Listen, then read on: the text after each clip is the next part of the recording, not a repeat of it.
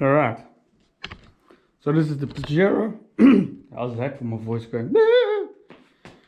Yeah, this is the Pajero.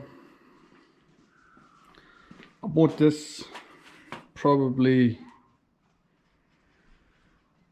I would say a couple months back, 6 months or so. Been trying to find a place where I could actually work on the car, and a mate of mine, friend of his, has this farm area, and yeah, it's got a nice little workshop garage slash thing that we're kind of renting. So this allows us to sort of go through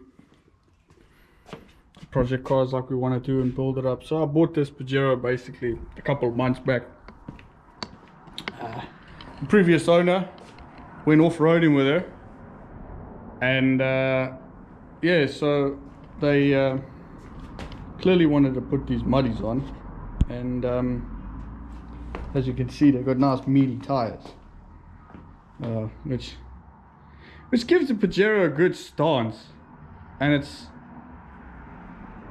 a good look for it being the short wheelbase as well. But the problem with that is they removed the inner liners, because obviously when the wheel is turning, the width of the tire is so much larger than the standard wheel that plus the increased diameter would cause it to rub up against the inner fender. So that obviously would run up against the liner, which is a problem. But the solution by removing the liner isn't exactly the smartest idea, because on these Pajeros, you see this area here, this is the air intake. So you've just exposed an area now where basically these meaty-ass mud tires, all right, obviously the gaps in the tread will pick up a lot of water when they disperse it, so that you can, you know, grip onto the mud and the loose terrain that you're driving on. If you happen to go through water, this is like, it's kind of like one of those windmill wheels that you find in the river. It just picks up water and it just tosses water straight up into that air intake. So this engine ended up sucking water. It was hydro-locked, which is not a major issue, you know, like it's a big repair. Obviously conrods will end up bent. There were three of the 6 conrods I think were bent. I have a couple of pictures. I didn't record that at the time. I didn't have the GoPro, so I didn't really have any video footage of me removing the engine and stripping it apart. But I'll have pictures I can put up so you guys can see. But I mean, the conrods were bent. The engine wasn't really exactly looked after in the best manner, but that wouldn't have been a major issue. But the vehicle had then, the previous owner had taken the vehicle, sent it to a mechanic. The mechanic was like, oh, you know, they tried to mess around with it to get it going. The engine couldn't turn, so they left it with water inside of the engine. And the problem with that is water inside of an engine, and especially in a country like New Zealand where it's so humid all the time, that water, apart from creating corrosion in the areas that it's lying stagnant, it creates condensation in the rest of the engine. So the camshafts corroded, bits of the head corroded, the block area corroded. It was a nightmare. It was bad news. So to get it repaired, it was having to oversize the pistons by, I think it was 0.5.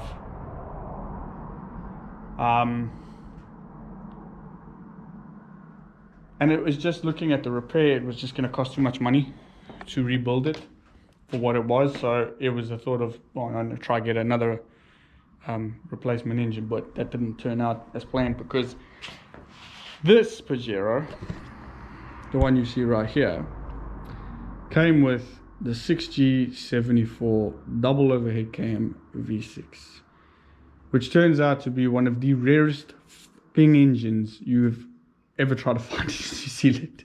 I've been looking for months for a replacement engine for this thing, and I cannot find one. Purely on the basis of it would have been easier to swap it than do a full rebuild. And at the time, I didn't have this place. So there wasn't an area that I could exactly do the rebuild. I wasn't going to rebuild the thing outside in the rain in my house. And if you live in Wellington, New Zealand, the one thing you do know is it rains almost constantly. Although when it doesn't rain, it's a beautiful place to live. But the rebuild was just, it was a nightmare at the time, you know.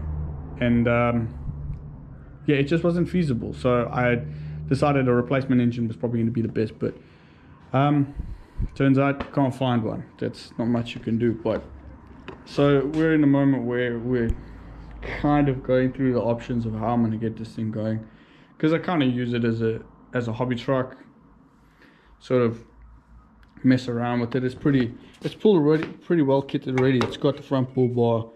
It's got a winch on it, although this winch needs to be opened up. The gears inside it have never been greased, cleaned.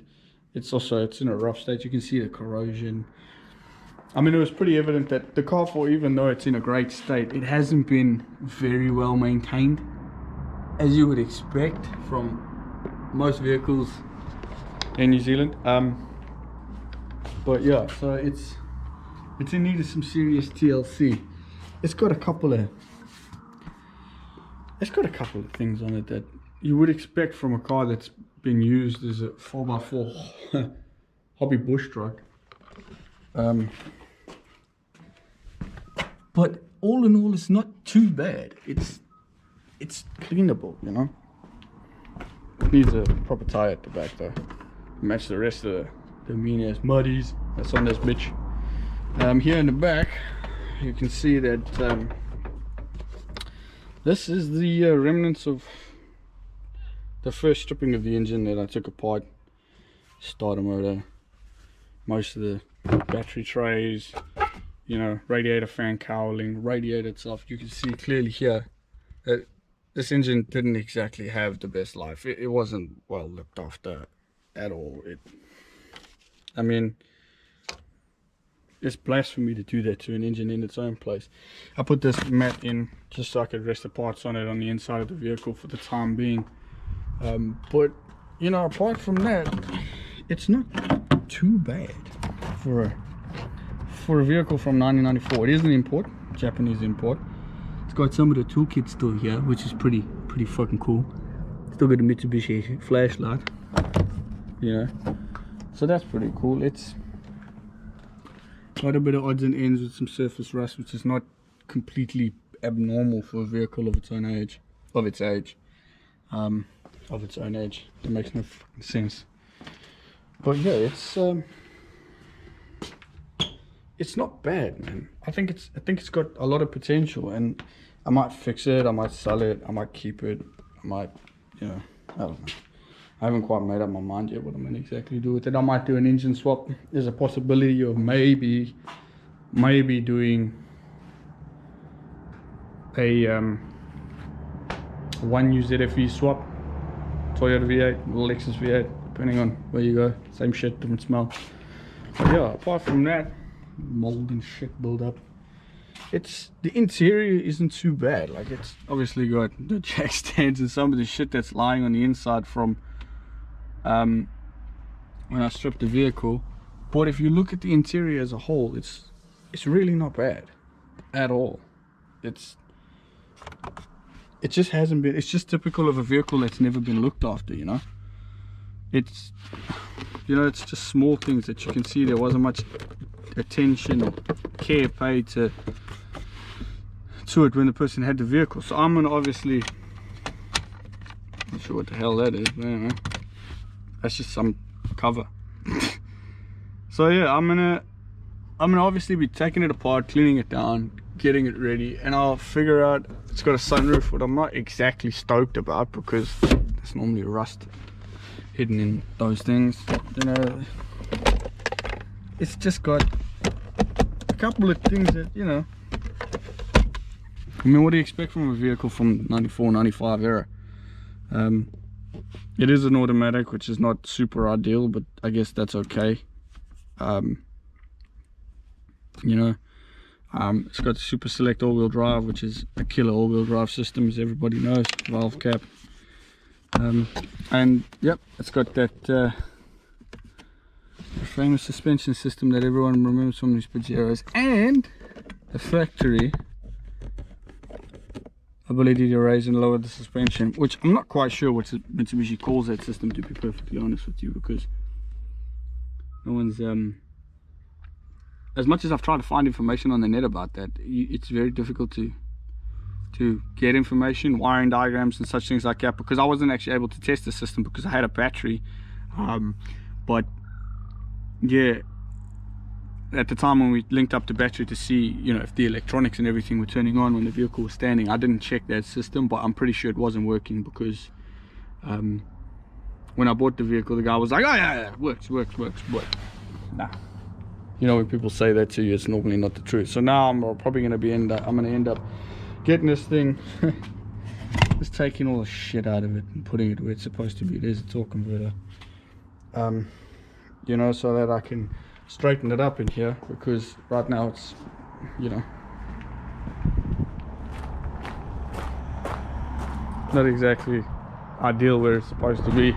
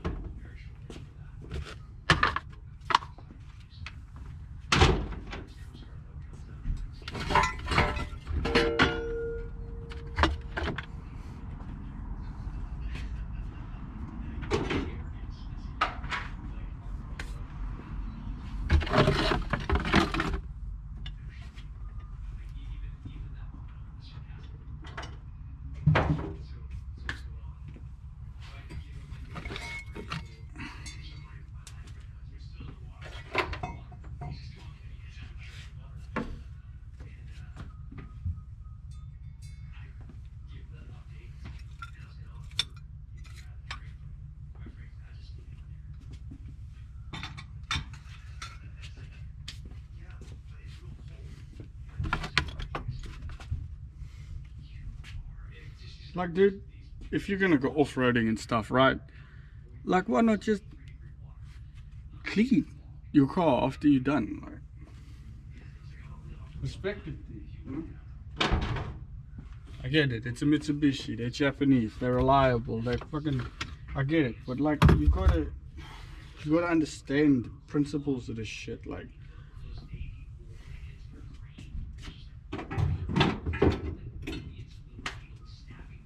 I mean, if you look at this, if you look at the radiator, if you look at the amount of shit that's clogged in the radiator, you know, you got to understand how that affects the cooling, you know, of the engine. You block airflow through this. It cannot radiate the heat. It cannot, first of all, it's covered in rust on the inside, so you're blocking up the cores. The water's not flowing correctly.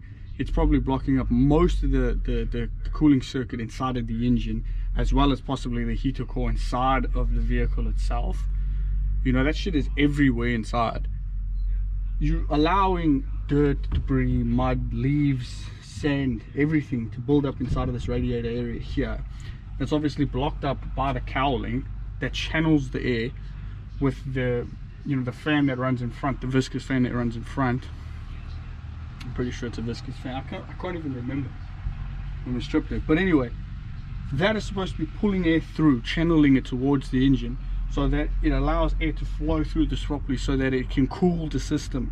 You know what I mean? It can disperse the heat from the coolant out.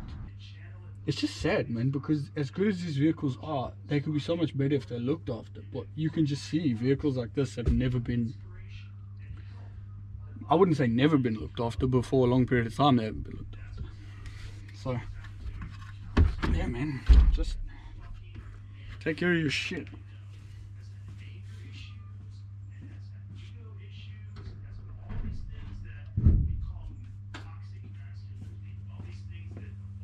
I mean, even this car's like, it's pretty much immobile. It's not even a vehicle anymore. Well, let the radiator lean against that. But a heat gun, I'll get that out. But I mean, even then, I'll put this mat in, right? Because I know that there's a condensation buildup in the car. I know that I'm trying to look after whatever remains in this vehicle. You know, like I'm gonna do my best to get this thing back into good shape, you know? And it's little things like this that matter. Just throw it over there for now. Pen, anybody? So let's see what we got. Alright, hold on. GoPro stand. Keen to see what the video looks like from the GoPro when I'm done. But anyway, here we are. What's this? For optimum compressor performance, clean the filter element regularly. Ah yes, there was a compressor in this vehicle that came with it when I bought it. So we got a pen. Pretty good pen. We got Fernando, not Fernando, Oliver Torres, midfielder. So we got football cards, match attack, Seville Football Club. No idea.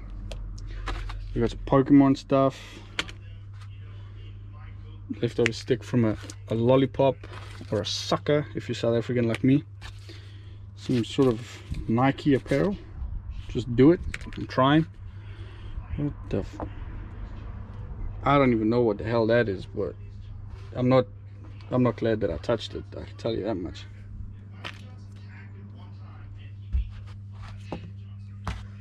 It's just shit in there, general shit, more general shit. Let's see.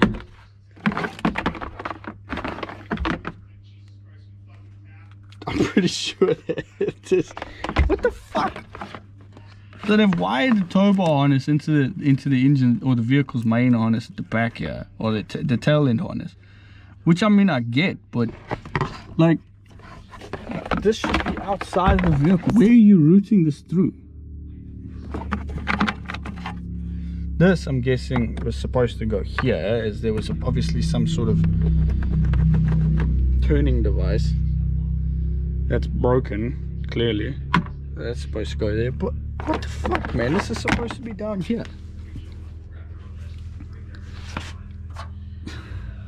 There's so many places you could have put that. Like, it's small things like that, man. Alright, so what I'm gonna do now is I'm gonna pump up the old tires, because trying to move this thing is like trying to push a fucking house. So I'm gonna pump up the tires a bit here.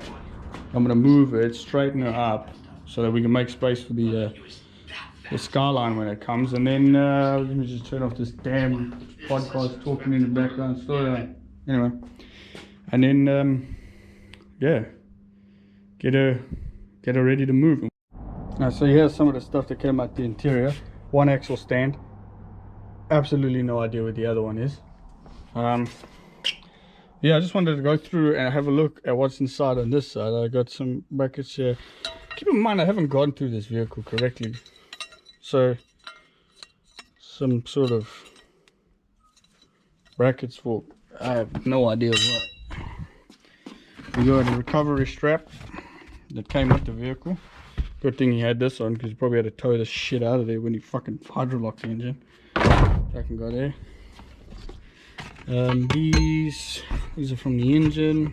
These are basically the brackets. I can't really remember where these go, to be honest with you.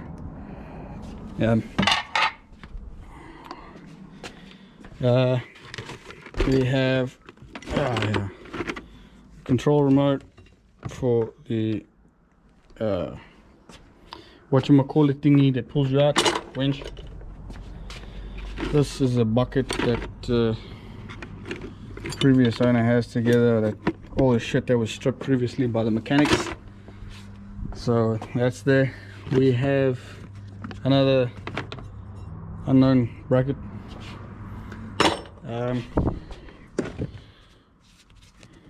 This is some sort of seal. I don't even know what the hell this is for, but I'll keep it anyway. What else we got? We got steering wheel cover. Yeah, high quality steering wheel cover. This is a thing of class right here. Look at this thing. I hate these. I don't know why people put these on the steering wheels. It makes, I mean, I get it. If you look at the steering wheel right down here, it's not great shape, right? Like, I mean, but you could take the steering wheel off and get it reupholstered. Like, why?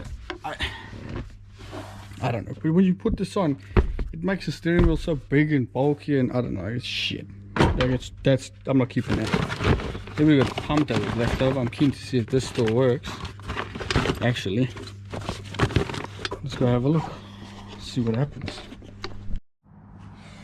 All right. So,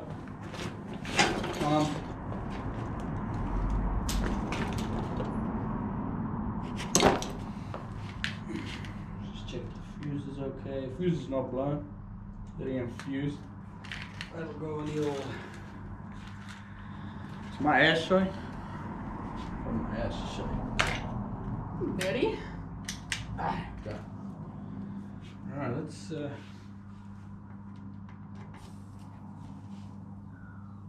much pressure. I do remember I reduced the tire pressure to lower the vehicle down again when pulling the engine out, because that was just a nightmare. The old spare battery. Got this out of a customer's car. Brand new battery. They put it in the vehicle. The vehicle was still running flat because it had a current draw from a tracking system. So I found the tracking system, found the current draw, removed the current draw, and then the customer wanted a brand new battery. He said he didn't trust the battery that it ran flat, but all she needed was a good old fashioned charge. And where's the button? It works.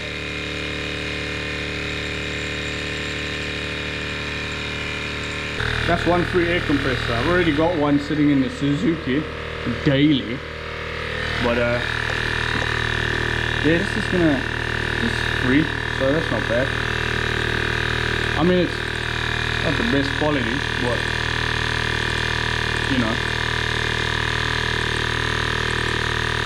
it'll work, I guess. So let's see how it goes. Yeah, this is not the best compressor. I'm not gonna lie.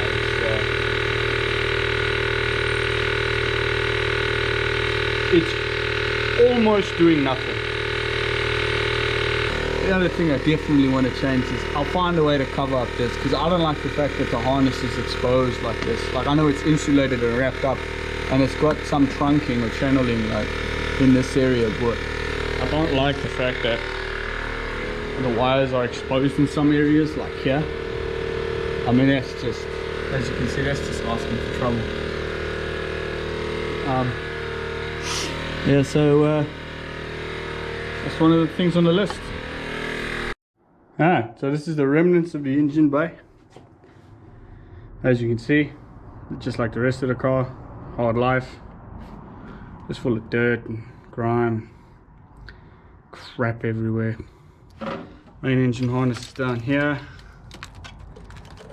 I should probably strap that up somewhere for safekeeping. Yeah, so it's I mean, you can see where I was talking about the hoses. I fucked those up a bit when I took the pipes off. The placement of the engine isn't exactly the easiest to get your hands in the back there to get them out. It's not much space. You know, you can see underneath fuse box, you know, it's just, you can see it needs a good clean. That's the plan eventually, is to get it outside, clean up the engine bay area, see what I have to work with. There's a lot of surface rust, like in areas down here. I don't know if you can see that, but there's a lot of surface rust in that area which I'd like to clean up. The chassis's got a lot of surface rust as well, which I'd like to get clean before I start the actual rebuild. I don't know the condition of the transmission. Obviously the vehicle wasn't driving, so what I'm going to do now though is I want to strap up as a main power line harness. I want to attach the battery in this vehicle and see if I can get some of the electronics to work. I think that's a good idea, as it might be the only way I get to quickly see what else I have to do. I'm going to kick down cable. So these two monstrosities are the power supply cables for this. So you can see, like I said, in this Pajer's life, it doesn't look like any modification or attachment was done with much care, other than just to get it on for now, you know. So I'll put the battery in, and then we'll hop inside and go through some of the systems, see if the windows work, sunroof, just get a better idea of everything now that I get to look over the vehicle properly. Which I know that sounds strange when you say that, because you're probably thinking, well, you should have looked over the vehicle before you even took the engine out. But at the time, my main concern was the engine, just to get it open so that I could see what was wrong with it, so that I could assess what the repair was going to be, if it was going to be a full rebuild or if it was going to be a replacement or an engine swap. So that was my main concern. I was always on the thought process that whatever else I find afterwards, I can always attend to after I get the vehicle running. But it doesn't look like that's going to happen anytime soon, so we should hop in and then see what else we can find, because it's going to be a long period of time before the engine actually gets up and running. So we might as well have a look at what we can find. Yeah. So we got the battery on. There's a bit of a primitive connection, but I couldn't reach the negative lead, so I just used the engine earth, because it all goes to the same earth anyway, and then the power supply running to the interior fuse box. And there's the remote, and good news. So this hasn't forgot its coding, which is good to know. Should probably turn the key over and start the engine, see if it forgot its coding for the immobilizer. But yeah, let's have a look. Key siren still works.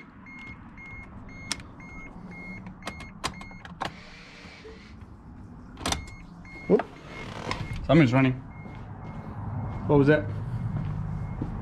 Ah, the fuel. Fuck, forgot about the fuel. Stupid. That wasn't the smartest idea. I should probably pull the fuel pump fuse out. One eternity later. Yeah, we got fuse out, 20 amp. So it's location number 3. It was difficult to find the information first.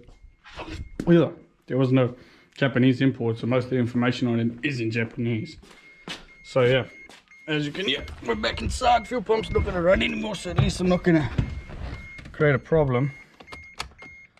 Ignition switch is on. Four-wheel drive lights are flashing.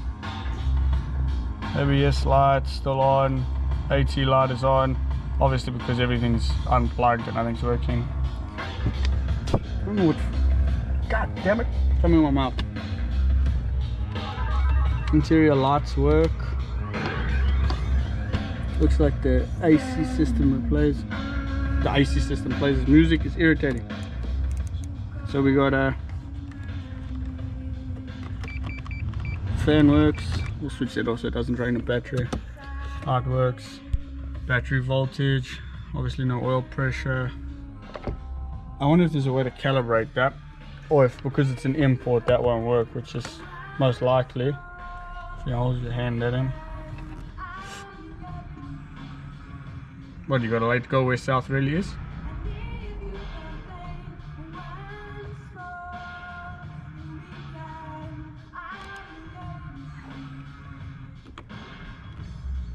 I don't know what that means. Anyway, Yeah, so you can hear the suspension changeover working, so that's good.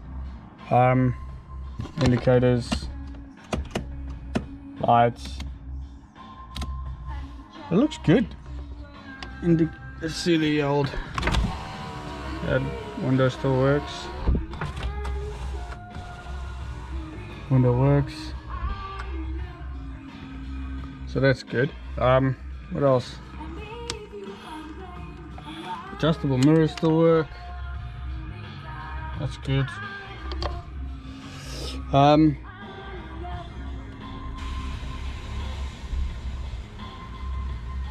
That's dope.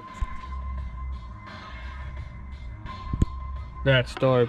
The auto race suspension. Shh, shh. What CD is this? What album is this?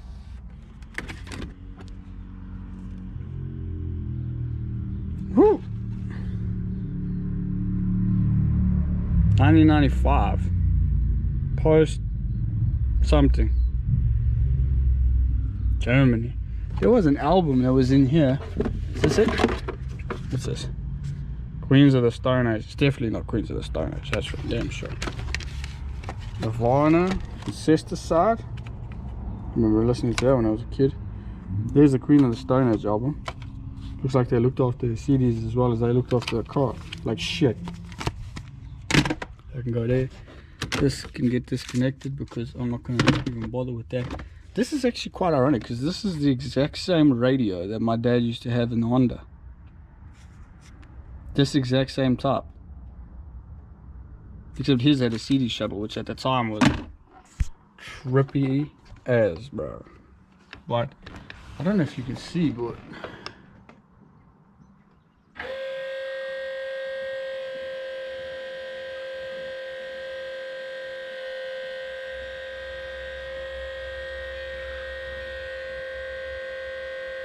it is lifting. It definitely is lifting.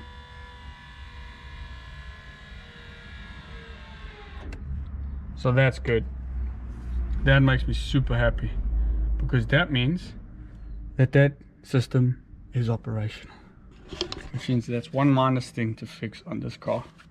Hella dope. Overdrive is off. Leave that on. Sunroof.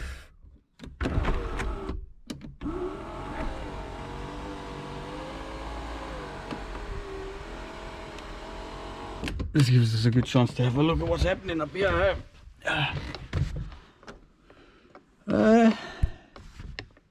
It's not too bad. It's dirty and you can see it's never been fucking maintained for its lifespan, which I keep repeating myself in this damn car. But other than that, it's pretty good. I'm pretty happy with that. I mean, everything pretty much electrical works on this car, you know? So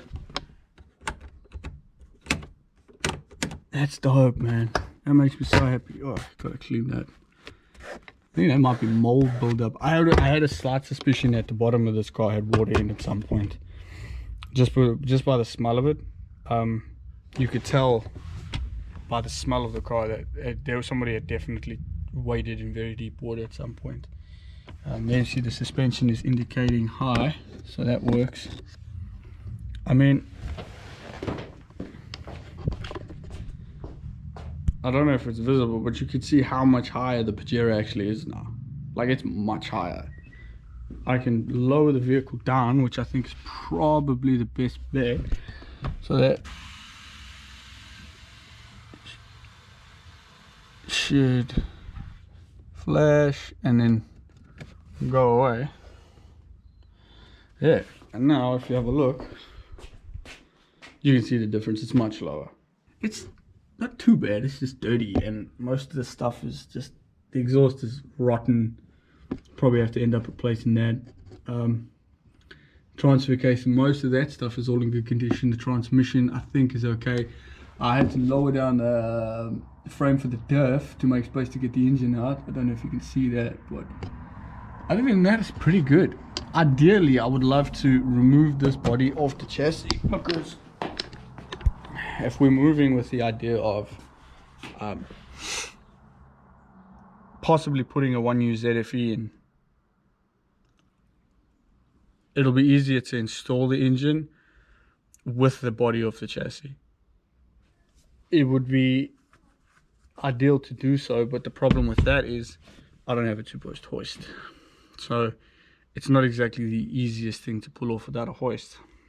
You can do it, but I think that might be a bit of a mission. It might be a later on issue. The main reason I'd like to take the body of the chassis is to do some work on the chassis, clean it up and stuff, but I might get the vehicle drivable, and from that point move on to removing the body of the chassis at a later stage, because I could always drive the vehicle to a place, the workshop I work at, separate the body from the chassis there, have maybe the body sprayed or whatever, and then clean up the chassis from that point. It just means I'll never get to have a look at what the chassis looks like at the time. So there's that side of it, but I think it's probably ultimately the best or the easiest option for the time being, because this is not going to be, if I have to try to separate the body from the chassis now, this is not going to be something that we get together immediately. So we'll switch the old ignition off again, put the key there.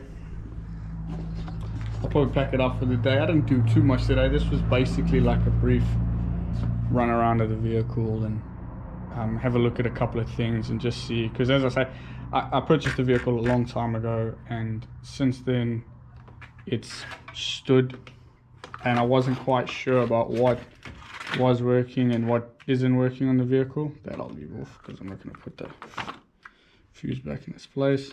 The old spare battery. But this just gave me an understanding of what needs to be done on the vehicle. I'm definitely going to be taking the bull bar off. I'll send that away to get powder coated, or not powder coated, but just sandblasted down and resprayed. I'll be taking this off, that way I can take this into the workshop and just clean it up inside, maybe replace the cable with a new cable, or maybe with something that's not going to rust.